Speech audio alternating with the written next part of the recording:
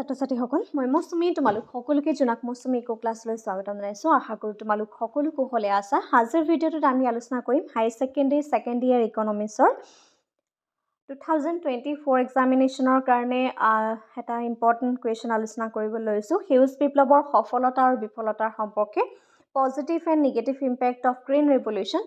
সেউজ বিপ্লৱৰ ওপৰত অলৰেডি আমাৰ চেনেলত ভিডিঅ' আছে, তোমালোকে সেইখিনি চাই ল'বা। হায়াৰ ছেকেণ্ডেৰী ছেকেণ্ড ইয়াৰ যোনটো প্লে'লিষ্ট আছে সেই প্লে'লিষ্টটোত তোমালোকে একাদিক্ৰমে চাই গ'লে গোটেই কনচেপ্টখিনি পাই যাবা। ঠিক আছে, এতিয়া আহিছোঁ আমি সেউজ বিপ্লৱৰ সফলতা আৰু বিফলতা। যিহেতু সেউজ বিপ্লৱৰ ওপৰত ডিটেইলছত ভিডিঅ' প্ৰভাইড কৰা হৈছে, সেইকাৰণে ডাইৰেক্টলি আমি সফলতা বিফলতালৈ আহিছোঁ।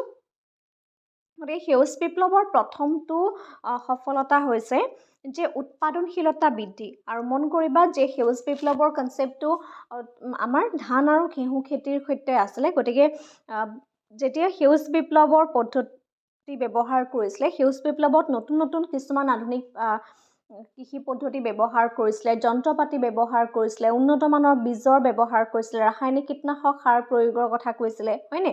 গতিকে আগতে যিখিনি পৰম্পৰাগত কৃষি পদ্ধতি আছিলে সেইখিনিক বাদ দি পেলাই কেনেধৰণে নতুন পদ্ধতি অৱলম্বন কৰিব পাৰে এই সম্পৰ্কে সেউজ বিপ্লৱে আমাক বহুত কিছুমান ধাৰণা প্ৰভাইড কৰিছিলে। আৰু তাৰ প্ৰথমটো এডভান্টেজ হৈছে উৎপাদনশীলতা বৃদ্ধি। আগতে পৰম্পৰাগতভাৱে যিখিনি খেতি কৰি আছিলে মানুহে, সেই কৃষিখিনিৰ পৰা যথেষ্ট পৰিমাণৰ উৎপাদনশীলতা কম আছিলে। কিন্তু যেতিয়া সেই সেউজ বিপ্লৱৰ পদ্ধতি ব্যৱহাৰ কৰিলে তেতিয়া দেখা গ'ল যে উৎপাদনশীলতা বহুত বেছি পৰিমাণে বৃদ্ধি পাইছে। গতিকে ইয়াত কিছুমান ডাটা দিয়া হৈছে। এক্সামত কুৱেশ্যন আনচাৰ সদায় তেনেধৰণে প্ৰেজেণ্ট কৰিবা, যিহেতু এইখন ইণ্ডিয়ান ইকনমিৰ এখন পেপাৰ হয় এই পাৰ্টটো। গতিকে ইণ্ডিয়ান ইকনমি এনেধৰণৰ পেপাৰবিলাকত ডাটা দিব লাগে। ঠিক আছে, সেউজ বিপ্লৱৰ ফলত নতুন প্ৰযুক্তি বা কৌশল ব্যৱহাৰ কৰা হয়। খাদ্য শস্যৰ উৎপাদনশীলতা দ্ৰুতগতিত বৃদ্ধি পোৱা দেখা গৈছিলে।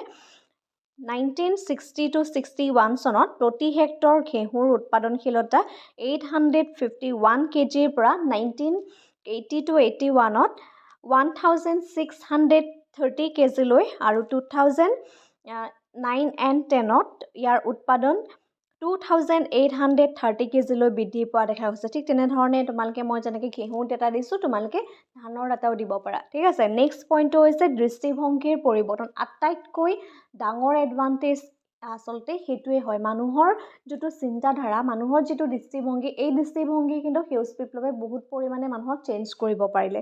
কিয়?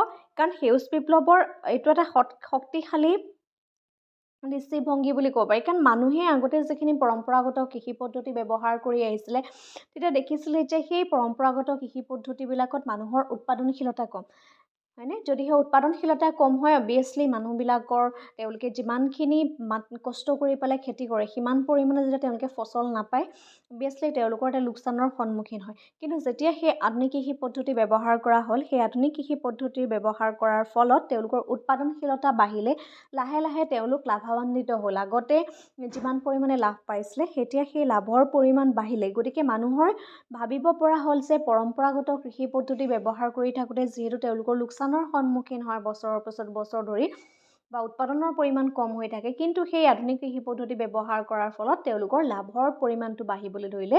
গতিকে এই ধৰণেই মানুহৰ এক প্ৰকাৰৰ দৃষ্টিভংগীৰ পৰিৱৰ্তন হ'ল বুলি আমি ক'ব পাৰোঁ। আটাইতকৈ ডাঙৰ সেইটো এডভান্টেজ। কিন্তু সেউজ বিপ্লৱৰ কিছুমান ঋণাত্মক প্ৰভাৱেই আছে।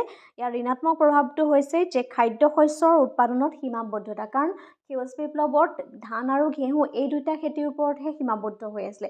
কিন্তু অন্য যিখিনি মাহজাতীয় শস্য বা কপাহৰ ক্ষেত্ৰতে হওক, মৰাপাটৰ ক্ষেত্ৰতে হওক, এই যিখিনি কৃষি আছে সেইখিনি কৃষিৰ ওপৰত সেউজ বিপ্লৱে সিমান গুৰুত্ব অৱলম্বন কৰা নাই বা সেইখিনি সামৰি লোৱা নাই। গতিকে ধান আৰু ঘেঁহুৰ মাজতে যিহেতু সীমাবদ্ধ হৈ থাকিলে, গতিকে এইটো এটা ইয়াৰ ঋণাত্মক প্ৰভাৱ বুলি আমি ক'ব পাৰোঁ। নেক্সটটো হৈছে কৃষকসকলৰ মাজত বৈষম্যতাৰ বৃদ্ধি কৰিলে। এতিয়া চোৱা, পৰম্পৰাগতভাৱে কৃষি পদ্ধতি আৰু আধুনিক কৃষি পদ্ধতি, আধুনিক কৃষি পদ্ধতিত কি হ'ব? উন্নত মানৰ বীজ সিঁচিব, হয়নে? নতুন কিছুমান প্ৰযুক্তি ব্যৱহাৰ কৰিব, টেকন'লজি ইউজ কৰিব, ৰাসায়নিক কীটনাশক সাৰ ব্যৱহাৰ কৰিব, জলসিঞ্চনৰ ব্যৱস্থা কৰিব। গতিকে এইখিনিৰ ফেচিলিটি কোনখিনি কৃষকে পাব? যিখিনি অলৰেডি তেওঁলোকৰ অৰ্থনৈতিকভাৱে টনকিয়াল, হয়নে? বৃহৎ মাত্ৰাৰ যিখিনি লোকে খেতি কৰে সেই কৃষকসকলেহে এইখিনি সুবিধা লাভ কৰিব। যিখিনি সৰ্বসাধাৰণ কৃষক আছে, একেবাৰে দুখীয়া দৰিদ্ৰ কৃষক আছে, সেই কৃষকসকলক কিন্তু সেউজ বিপ্লৱে ইমান বেছি পৰিমাণে সহায় কৰিব নোৱাৰিলে কাৰণ সেই লোকসকলৰ হাতত সেই যিখিনি নতুন নতুন কৃষি পদ্ধতি আছে সেই নতুন নতুন কৃষি পদ্ধতিখিনি তেওঁলোকক অৱলম্বন কৰিব পৰাকৈ তেওঁলোকৰ হাতত সিমান পৰিমাণৰ মূলধন নাথাকে হয়নে গতিকে সেইকাৰণে কৃষকসকলৰ মাজত এটা বৈষম্য হ'ল যিখিনি ধনী কৃষক সেইখিনি আল্টিমেটলি বহুত বেছি ধনী হৈ গ'ল আৰু যিখিনি দুখীয়া সেইখিনি দুখীয়াই হৈ গ'ল বুজি পাইছা সেইটোকে কোৱা হয় কৃষকৰ বৈষম্য ইয়াত কোৱা হৈছে যে কেৱল বৃহত্তৰ মাত্ৰাৰ কৃষি কাৰ্য সম্পাদন কৰা কৃষকসকলেহে নতুন কৃষি পদ্ধতিৰ জৰিয়তে বেছিকৈ লাভৱান হয় অৰ্থাৎ এই যিখিনি সেউজ বিপ্লৱৰ কথা কোৱা হৈছে সেইটোৱে কেৱল বৃহৎ সংখ্যক কৃষকসকলকহে সহায় কৰে সেইবাবে নতুন প্ৰযুক্তি কৌশলৰ ক্ষেত্ৰত যে আয়ৰ বৈষম্যতাটো বৃদ্ধি হোৱা দেখা গৈছে ই ভাৰতীয় কৃষি খণ্ডৰ ব্যৱস্থাৰ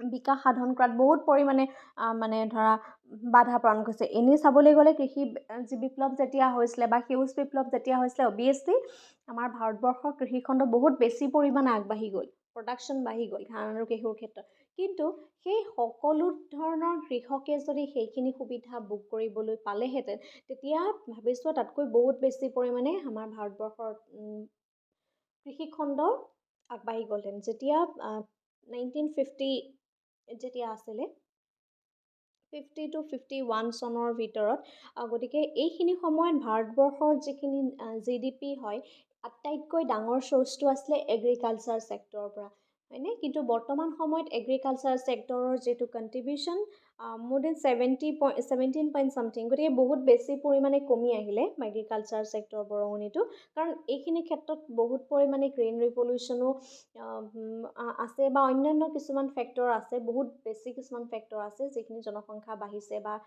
নিবনুৱা সংখ্যা বাঢ়ি গৈছে এইখিনিও হয় কাৰণ একেটা পৰিয়ালৰে বহুত কিছুমান মানে ফেমিলি মেম্বাৰ যিমান বেছি হৈ গ'ল সিমানেই মানুহৰ কৃষি কৰিব পৰা বাসতি স্থান কমি আহিলে বা সেইখিনি পিছত আলোচনা কৰিম সেইটোৰ ওপৰত ইমান কম সময়তে ক'ব নোৱাৰি গতিকে বহুত বেছি ডিটেইলছত সেইখিনি আলোচনা কৰিব লাগিব কিয় ভাৰতীয় কৃষি খণ্ডৰ সমস্যাৰ সন্মুখীন হৈছে মাৰ্কেটিঙৰ কথাও আহি পৰিব তাত ঠিক আছে গতিকে আজিৰ ভিডিঅ'টোৰ মেইন পাৰপাছ আছিলে যে আমি সেউজ বিপ্লৱৰ সেই যিখিনি সফলতা আৰু বিফলতা দুটা পইণ্টে তোমালোকৰ ছাফিচিয়েণ্ট হয় এক্সাম পইণ্ট অফ ভিউৰ পৰা কুৱেশ্যনটো বহুত বেছি ইম্পৰ্টেণ্ট আৰু তোমালোকে কুৱেশ্যনটো ভালদৰে পঢ়িবা ঠিক আছে যদি তোমালোক মোৰ চেনেলত নতুন তেতিয়াহ'লে চেনেলটো ছাবস্ক্ৰাইব কৰি কাষত থকা বেল আইকনটো প্ৰেছ কৰি ৰাখিবা আজিলৈ ভিডিঅ'টো ইমানেই ধন্যবাদ